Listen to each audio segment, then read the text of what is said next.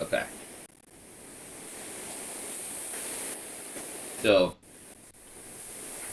right, and then let me also open up the additional window to see the application. You can see the application live.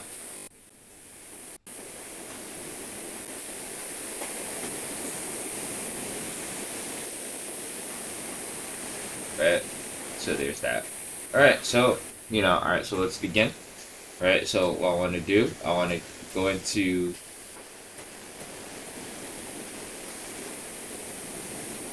the application here. Right. So this is the folder that represents the CLI. And then my Angular application actually lives in here. And I want to go ahead and start my application by using this command npx ng-serve.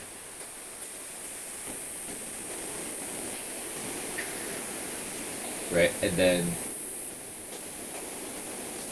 one thing, for you to You, remember is that in VS Code we have something known as task.json. So VS Code has a whole bunch of settings you could try to leverage, right? So one thing, um, we don't remember all the commands that we kind of need. So what I'm going to go ahead and do is I'm going to make a file task.json. you make a record for this discussion, this training. Yeah, I'm recording right now. Okay, good. Yeah, as you can see, there's the record icon. So it's version 2.0. So see task, right? And then I definitely don't remember how this works. But let's make I wonder if it's in here. Yep, so it's kinda here already. So I'm gonna grab the task from here. So npm start. But I kinda wanna leave it like that. I kinda wanna cd it to the application. So we pull up another application. Let's do this.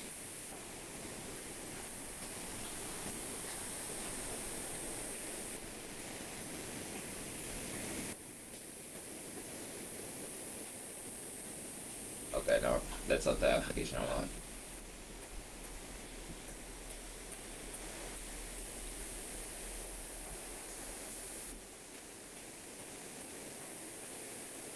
Windows computer, right? Hey, can you hear me? Yes, yes. You have Windows computer, right?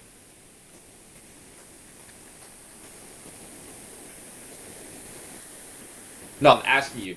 I'm asking you a question. Do you have a Windows computer?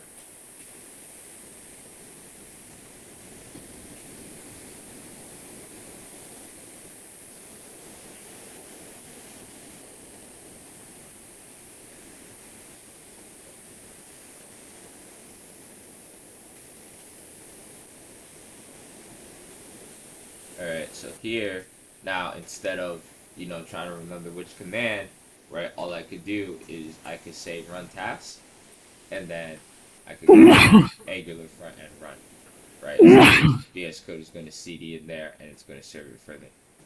So, do you have a Windows computer, right? Yes, I have Windows 10. Okay. Oh, okay. Yeah. Also, in addition, did you install NVM? No, no. You want that install the Visual Studio and the NPM? The NVM. Yeah, I sent you the videos to watch. You could go ahead and install it. Okay, I install now.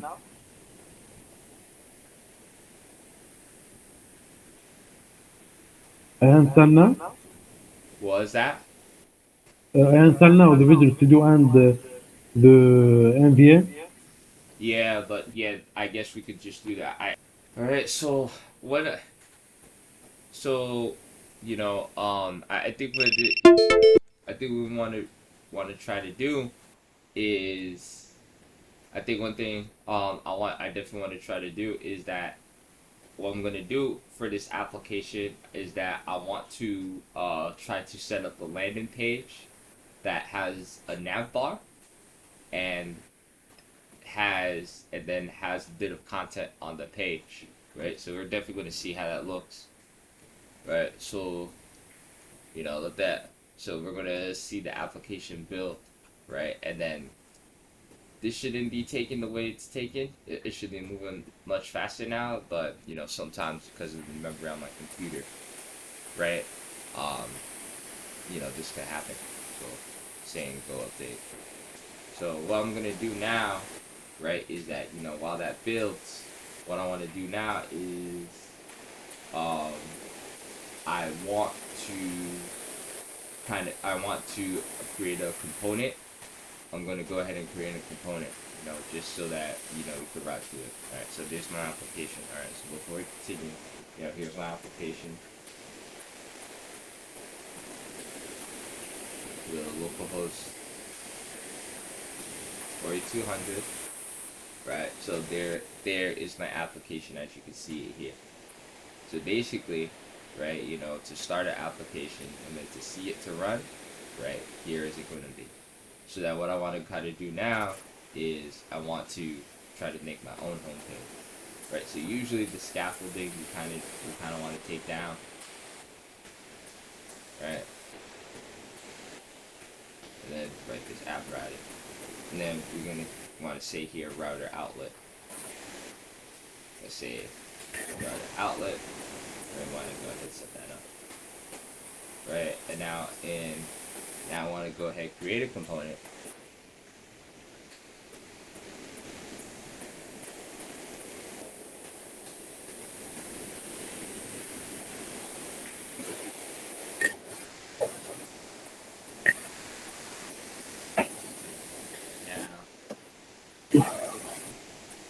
Now, I want to organize, right, my application here.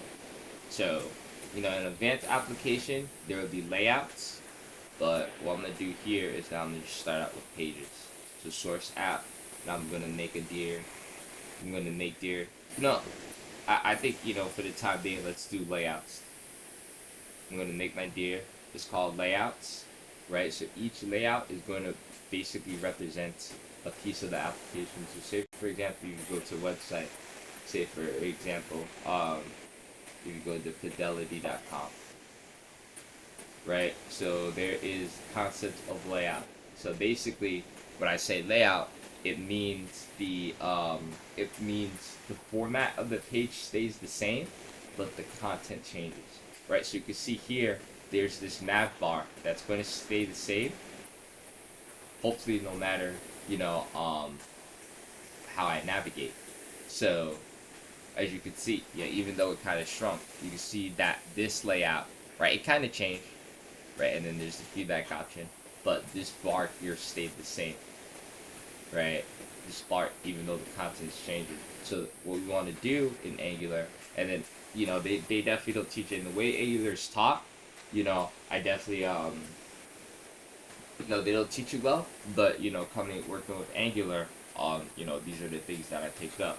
So what I want to go ahead and do, my layouts, I want to go in there, and now I want to make a module. Now to route to something, you need a module first. Later there's standalone components, but that's a bit complicated. So what I will do now is that I'll go ahead and generate the module, right? npx ngg module default. So I'm gonna call this the default layout. Right, so what that's going to do, that's going to generate my default layout. And then I also want to give it routing so that I can actually make the layout page appear.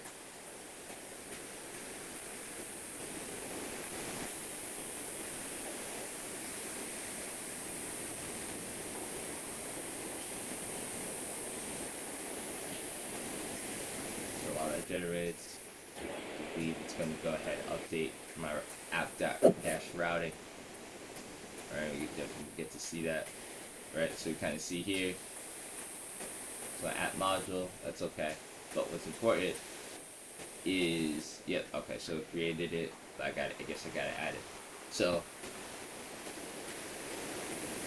to add this path, not to add this page to set up my home page, right? What I want to do, I want to provide for my path, and then I want to say load children. So I'm gonna pull up my load children example.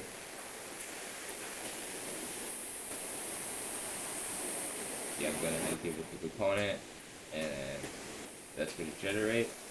But looks like my computer's slow today, so we'll be able to manage its memory today. All right, so it looks like I gave it the appropriate command. It's fine for the time.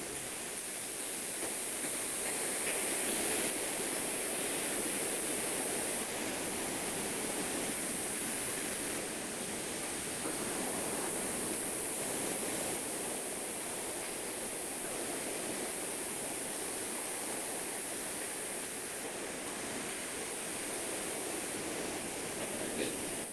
Right. So there's that. So now I updated my default layout module, but now I need to add this to my routing so that I can see it. So once again, I'll add a path here. So I'll do this, and then my component, and that's what the IntelliSense wants to work. It's going to be default layout component. There you go. Okay. Alright, good. So now when I go back to my application, right, I can see that this is the HTML for my page, right? And you always kind of want to get this, and you always and basically anytime you generate a component by default, Angular gives you this template, right, that shows that default layout works, right? So I'm basically at the root of my application that I've indicated here, right? This is my root. I'm choosing the module to load at this root, and then I'm at the root of the application again here. So this is going to be the layout component that's going to represent this layout. See this nav bar and how everything changes, right? That's the layout it's going to go ahead and represent. All right. So any questions so far?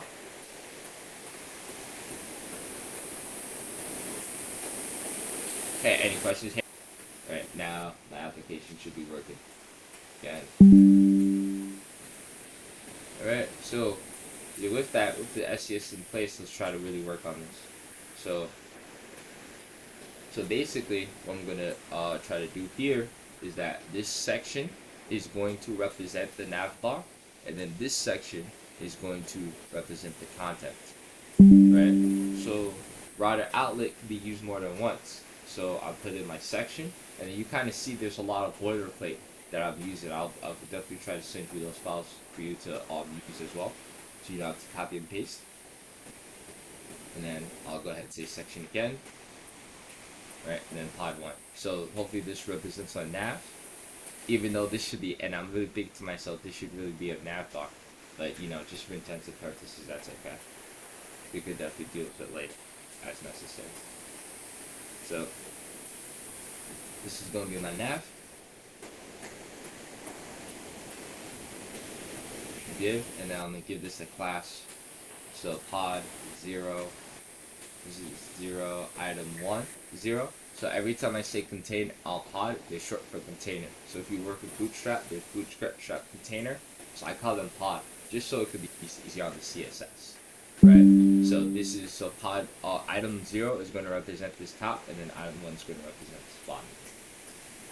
So with that, let's work on it. So what I want to do with my SCSS now, right, I want to kind of put this to the side here. Right, I want to give it the background color. So I say background color is going to be green. Let's say, alright, let's see. And we won't be able to see it because this might need a height, right? This might need some content in there. So let's try to set that up. So we have 3 things here. We have the logo itself, we have these icons, that's gonna go in its own, that's gonna go in its own div, and then we got the search bar, so that has to go in its own div. So these two I want to try to section out. So this and this is going to be, so they're going to be separated within this item here. So what I'll go ahead and do, right? I'm going to say I'm going to make another div.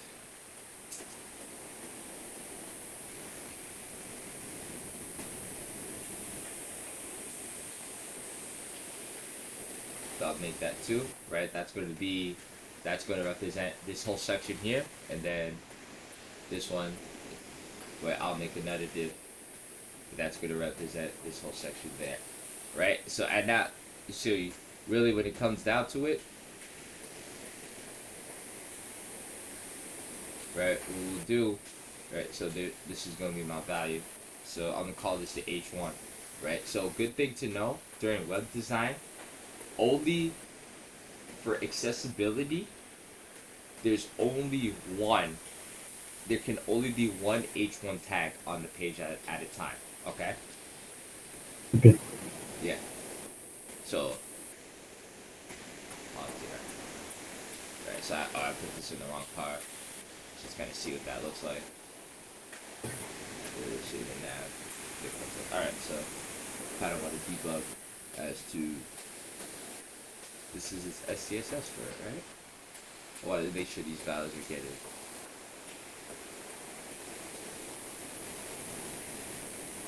Okay, I see what happened. I said block main, not default layout. Yes, my CSS was wrong. Alright.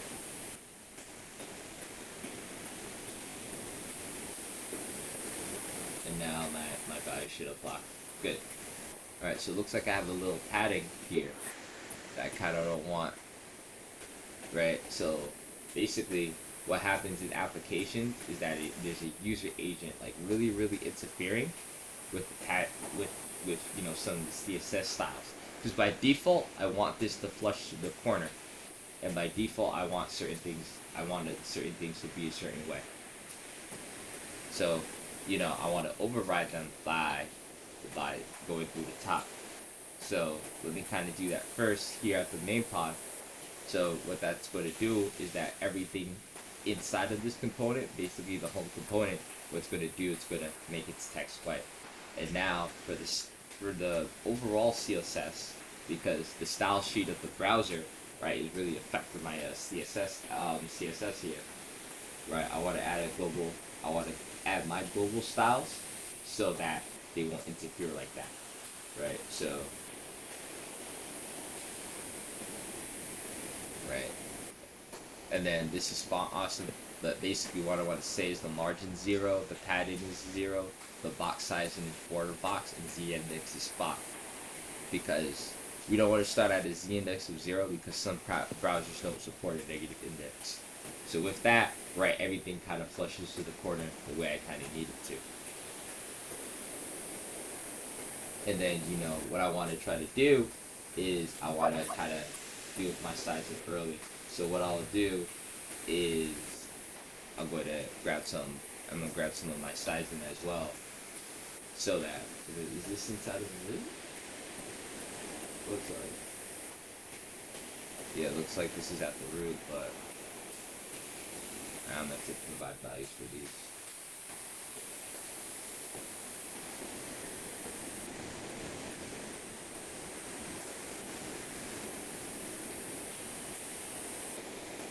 So now, what I want to do, so these values, this is my SCSS, this is like a SCSS variable, but I definitely want to import that here. So I'm going to make a folder, in my assets, I'm going to call it styles.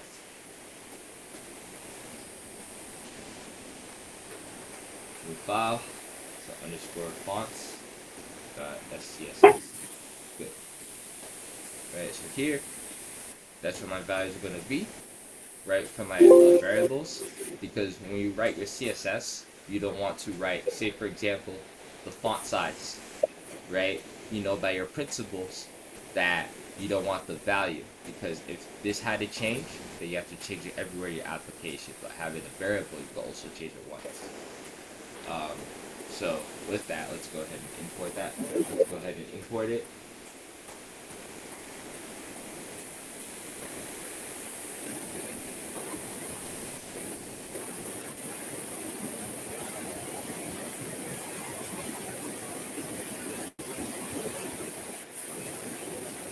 Right, good. Right, so now that's going to be my Good. size. Good work. So, yeah, what's up? Okay. Okay.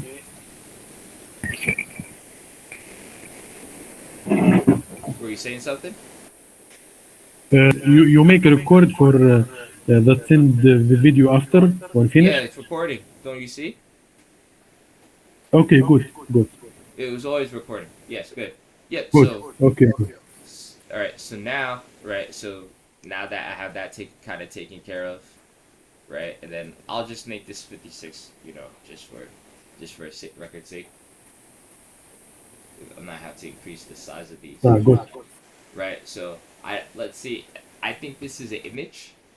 I think this is Yes. an image. So okay, yeah, that's actually text. All right. So let me try to see if I could get the font family. But you know, this is how you would go about grabbing the font family, right? So here you kind of just look at the browser stuff, and then you kind of go from there, right? So right from here, right, I'm basically I could give this a class. I could definitely give this a class, but what I'll do is that I'll just leave it out as a title for now, and then I want to, let's actually specify that this should be a class. So this is in pod 0. So I would say pod 0 title 0. And then I go ahead and add that to my SCSS, right? So I insert my snippet, and I go ahead and say title, and then I give it the font family. Right, here you go. And if you hover with your keyboard, you kind of see the string concatenation. So this is leveraging the builder pattern, right? So default layout, the default layout, then pod 0, then title 0. So default layout, pod 0, title 0. And that's how it's kind of measured out here. So yeah, it looks like we don't have that font family. And to actually download the font family, let's try to see. Let's see if I could download this font family. Let's see if I could get. Okay, so here. So basically, this is the font family file, right? Let me see if I could go ahead and grab it, download, copy.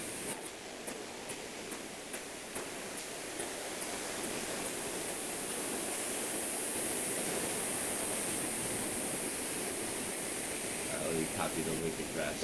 Let's try to see if I can grab this. Alright, good. So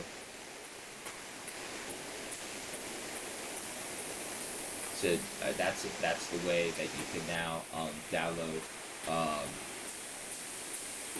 That's the way now you can download your font files.